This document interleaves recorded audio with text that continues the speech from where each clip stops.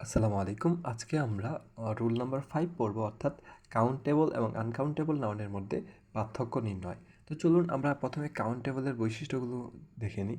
Countable noun হলো যা গণনা করা যায় এবং আনকাউন্টেবল হলো যা পরিমাপ করা হয়। কাউন্টেবল নাউন হচ্ছে সিঙ্গুলার প্লুরাল দুটি ফর্মই হতে পারে। আনকাউন্টেবলের ক্ষেত্রে শুধু সিঙ্গুলার ফর্মই ব্যবহৃত হয়, অর্থাৎ এস বা ইএস যোগ হয় না। খেয়াল রাখবেন, আনকাউন্টেবল নাউনে এস বা ইএস যোগ হয় না। কাউন্টেবল নাউনে পূর্বে সংখ্যাবাচক শব্দ ব্যবহার করা যায়। কাউন্টেবল নাউনের পূর্বে আপনি 1, 2, 3 এরকম 1, 4, 5 এরকম সংখ্যাবাচক শব্দ ব্যবহার করতে পারবেন। আনকাউন্টেবলের পূর্বে পরিমাপবাচক শব্দ ব্যবহার করতে হয় এবং কাউন্টেবল নাউনের পূর্বে এন অর্থাৎ আর্টিকেল ব্যবহার করা যায় এবং আনকাউন্টেবল নাউনের ক্ষেত্রে এন ব্যবহার করা যায় না। তবে নির্দিষ্ট করে বলা হলে দি ব্যবহৃত হতে পারে। তো এখানে কিছু পরিচিত ইম্পর্টেন্ট আনকাউন্টেবল নাউন দেওয়া আছে: advice, accommodation, furniture, information, equipment, hair, laughter, music, poetry, scenery, soap, anger, hatred, homework, ink, money, machinery, milk, sugar, work, weather, wind, poverty, permission, progress, expenditure, news.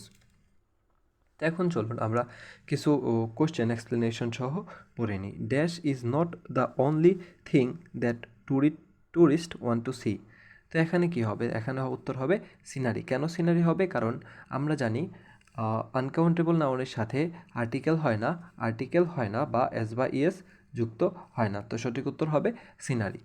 Choose the correct sentence. তো এখানে একই রকমভাবে যে হচ্ছে এখানে furniture হবে, কারণ ওই সেম একই রকমভাবে যে আনকাউন্টেবল নাউনের সাথে এস বা ইএস যুক্ত হয় না, কারণ আমরা সবগুলোতে দেখতে পাচ্ছি ফার্নিচার্স ইএস যুক্ত করা আছে, শুধু ফার্নিচার শব্দটিতে অপশন ডি নাম্বারে ইএস যুক্ত করা নেই।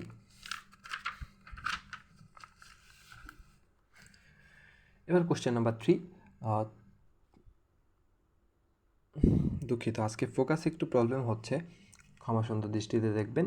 Choose the correct sentence.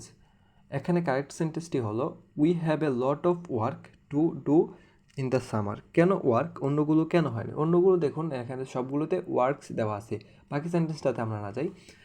Work কাজ বোঝাতে ওয়ার্ক হচ্ছে একটা আনকাউন্টেবল নাউন। তো যদি ওয়ার্ক অনির্দিষ্ট পরিমাণ বোঝায় তাহলে হচ্ছে সেটা আনকাউন্টেবল সেন্স প্রকাশ করে, অর্থাৎ এখানে সেন্সের উপর ভিত্তি করে বিষয়টি কারেক্ট হয়েছে। 4 নম্বর প্রশ্নে আমরা দেখতে পাচ্ছি চুজ দ্য কারেক্ট সেন্টেন্স, একই রকম প্রশ্ন। তো এখানে সঠিক উত্তরটি হবে সি নাম্বারটি, কারণ হচ্ছে আমরা সবগুলোতেই দেখি যে এখানে ইনফরমেশনের সাথে এস হয় না, কারণ আনকাউন্টেবল, তো আনকাউন্টেবল নাউনকে প্লুরাল করে এস যুক্ত করা যায় না। তো সঠিক উত্তরটি হবে কোনটি? সঠিক উত্তরটি হবে সি নাম্বার। কিন্তু ডি নাম্বার হবে না কেন? ডি নাম্বার হচ্ছে ডিসিশনের সাথে দেখুন এস যুক্ত করা আছে, এস যুক্ত করা নেই, তো হচ্ছে তাহলে ডি নাম্বারটা হতে পারে না। তো এখানে সিডি কনফিউজড হওয়া যাবে না, ও সঠিক উত্তর হবে অপশন সি নাম্বারটা। এবার last question for today. During the storm last night there was a lot of dash.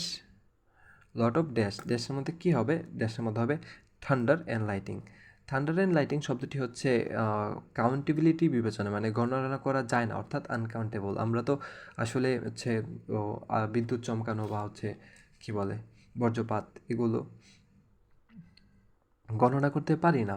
তো আমরা জানি আনকাউন্টেবল নাউনের সাথে এস বা ইএস যুক্ত হয় না, তো হচ্ছে অন্য অপশানগুলোতে মোটামুটি এস যুক্ত করা আছে আমরা দেখতে পাচ্ছি। তো এখানে সঠিক উত্তরটি হবে অপশন ই।